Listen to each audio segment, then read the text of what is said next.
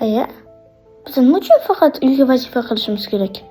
Darsda ustoz tushuntiradi, ya'ni uyga bir gal uyga vazifa qilishimiz kerak. Nima uchun shunday? Qara. Sen maktabda o'qib kelding, bugun senga uyga vazifa berdi. Bugun berdi. Ertaga beradi. Indinga beradi, to'g'rimi? Uyga kelib uyga vazifa qilmading. Bu seni boshlang'ich sinflaring bo'lsa, keyin 7-sinf deylik endi. 10-sinf bo'lsin, xo'p? 11-sinf. Sen maktabni bitirasan, to'g'rimi? Keyin qara, oliygohga borishingga to'g'ri keladi. Bu bilimlaringni agar mustahkamlamasang, oliygohni bilimlarini ko'tara olmaydi. Tushundingmi?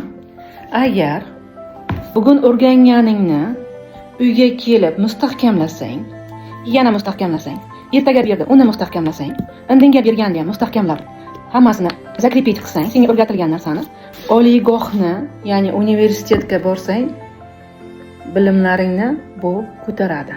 Bu senga poydevor bo'ladi.